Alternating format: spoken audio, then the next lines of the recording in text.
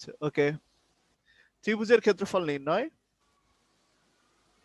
ত্রিভুজের ক্ষেত্রফল নির্ণয় করতে গেলে প্রোগ্রামটা স্টার্ট করার পরে আমরা জানি ত্রিভুজের বেজ আর হাইট লাগে ক্ষেত্রফল নির্ণয় করতে।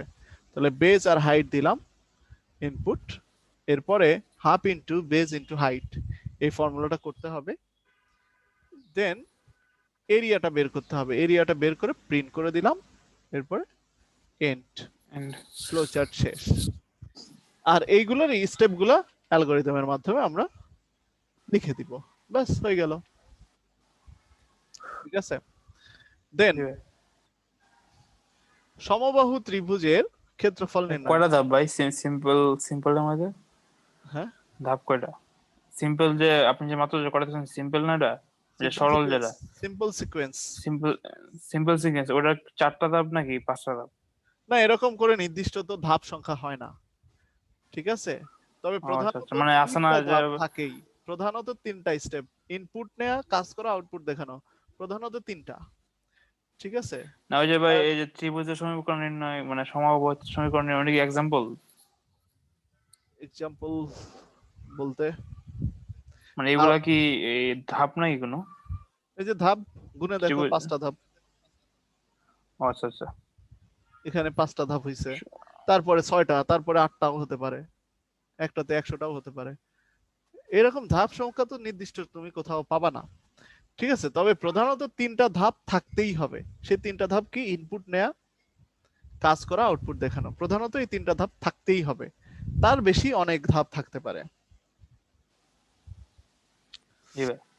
ঠিক আছে, তারপরে দেখো সমবাহু ত্রিভুজের ক্ষেত্রফল নির্ণয় করতেছো। তো প্রথমে তোমাকে সূত্র জানতে হবে যে এই ত্রিভুজের ক্ষেত্রফল নির্ণয়ের সূত্রটা কি। Area equal to √3/4 a square. হ্যাঁ, আর আমরা যখন এটাকে ফ্লোচার্টের মধ্যে করব তখন এই সূত্র ডিরেক্টলি ব্যবহার করব না, প্রোগ্রামিং সিতে যেভাবে এই সূত্রগুলো লেখা হয় সেইভাবে আমরা করব।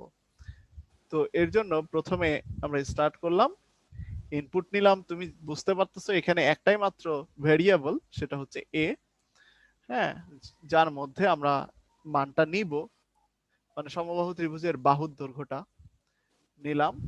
এরপরে এই সূত্রটা দেখো কিভাবে লেখা হয়েছে, এরিয়া ইকুয়াল টু √3 SQRT3, এভাবে লেখা হয়।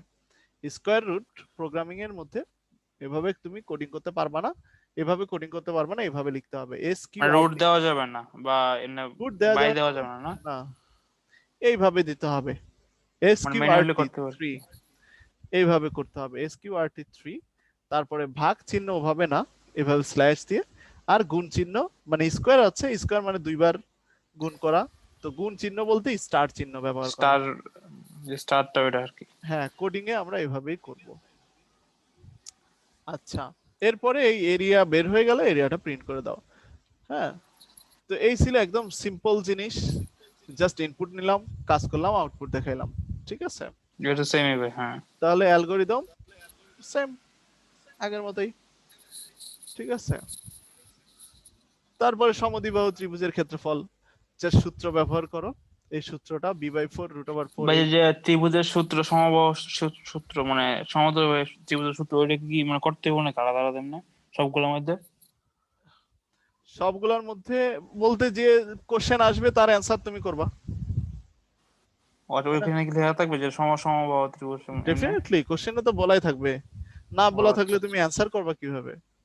এইগুলাই কোশ্চেন, এই যে 1 2 3 4 5 দিয়ে করাচ্ছি না, এগুলাই এক একটা কোশ্চেন। এখানে সূত্র পাশে ও লিখে দিয়ে আচ্ছা আচ্ছা। তোমার সূত্র দেয়া থাকবে না, এটাই হচ্ছে পার্থক্য। কোশ্চেনের মধ্যে মানে সূত্র একটা চিত্র দিবে হয়তো বা না, কিছুটা করবে, করার পর বলবে যে সমদ্বিবাহু ত্রিভুজের ক্ষেত্রফল নির্ণয় করো, হ্যাঁ, এরকম।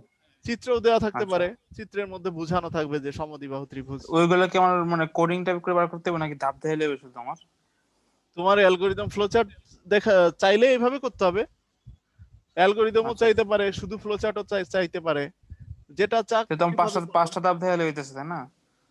হ্যাঁ, 5টা ধাপ বা যে কটা ধাপ হয়, 5টাই যে তা না, অনেকগুলোর ক্ষেত্রে বেশি হতে পারে, তাই না? আচ্ছা আচ্ছা, তবে মিনিমাম 5টাই তুমি দেখতে পাচ্ছ এই পর্যন্ত, তাই না? মানে যদি সমদ্বিবাহু মানে বা সমবাহু বলে তাহলে তো 5টা ধাপই না হ্যাঁ, এর এর আমরা ক্ষেত্রে যেটা 5টা করছি। ধাপই পাইছো। হ্যাঁ, 5টা ধাপ লিখে দিলে হয়ে আচ্ছা গেল আচ্ছা।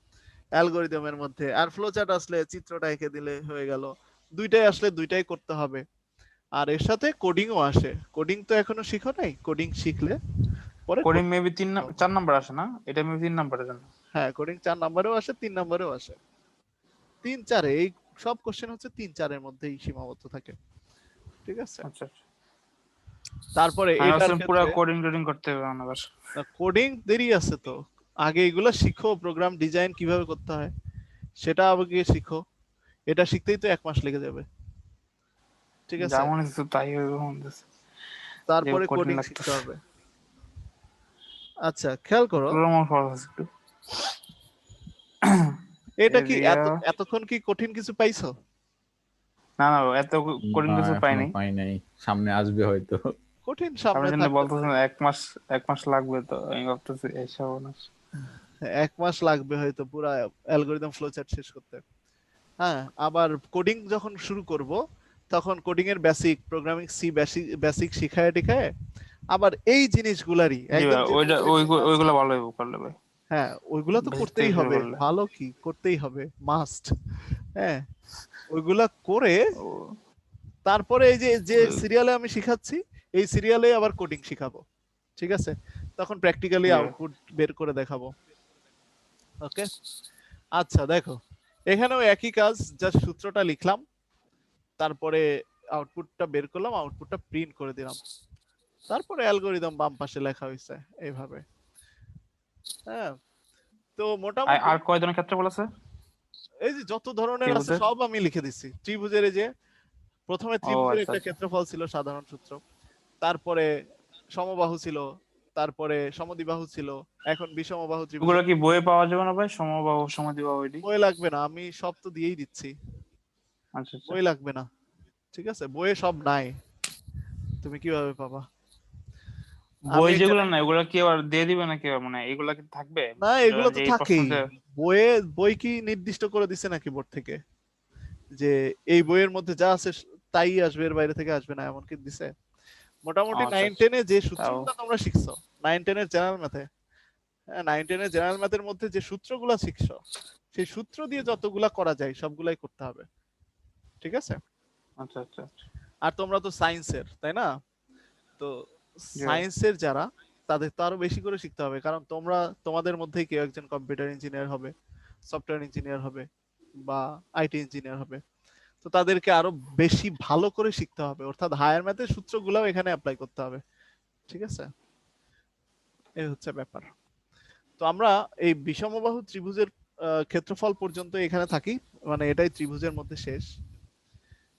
তো আচ্ছা, বিষমবাহু ত্রিভুজের ক্ষেত্রফল দেখো এখানে √s * s - s সমস্যা মানে - ডিফারেন্স একটাই, শুধু সূত্র সমাকারে একটু মানে সমস্যা হয় আর কি, সূত্রগুলো তো বাকি সবগুলো লিখে এক। দিয়েছি, সূত্রগুলো লিখে দিয়েছি। এখন দেখো, এই এস মানে কি, অর্ধপরিসীমা না? এস মানে হ্যাঁ, অর্ধপরিসীমা, তো অর্ধপরিসীমাটা বের করতে হয় কিভাবে? এই যে s = a + b + c / 2, মানে তিনটা বাহুর দৈর্ঘ্য যোগ করে 2 দিয়ে ভাগ করলে অর্ধপরিসীমা বের হয়। অর্ধপরিসীমা বের হলে তারপরে এই সূত্র আসে। এই সূত্রটা কিভাবে লেখা হয়? এইভাবে লেখা হয়, এরিয়া = s^r(t), মানে পুরাটার উপর রুট, তার মানে পুরাটার জন্য s^r(t), এই ফার্স্ট ব্র্যাকেট শুরু, ওই লাস্টে ফার্স্ট ব্র্যাকেট শেষ, আর ভেতরে s * s - a, s * s - b * s - c সবগুলা এখানে দেয়া আছে। ঠিক আছে? তারপরে হচ্ছে আমাদের এই এরিয়ার যে ভ্যালুটা আসবে সেটা প্রিন্ট করা। হ্যাঁ, তারপরে এটা শেষ করে এখানে দেওয়া। দেখা যায় একটা ধাপ বেশি, একটা স্টেপ বেশি। হ্যাঁ, তাই তো বললাম, স্টেপ নাম্বারে তো কোনো লিমিটেশন নাই। হ্যাঁ, অনেক ধাপ বেশি থাকতে পারে। তো দেখো, সেম ভাবে এখানে কাজ করতে হবে, আগে যেভাবে তুমি করেছো, শুধু লেখাগুলো সুন্দর মতো করে লিখে ফেলতে হবে। ওকে, আচ্ছা, তারপরে এরিয়া ছাপাই শেষ করি। এই হচ্ছে আমাদের মোটামুটি অ্যালগরিদম এবং ফ্লো চার্ট। ঠিক আছে, তো আজকে আমরা এই পর্যন্তই থাকবো, এর বেশি আর করব না। জি ভাই, ওকে, আর ভালো লাগতেছে না। আর ভালো লাগছে না?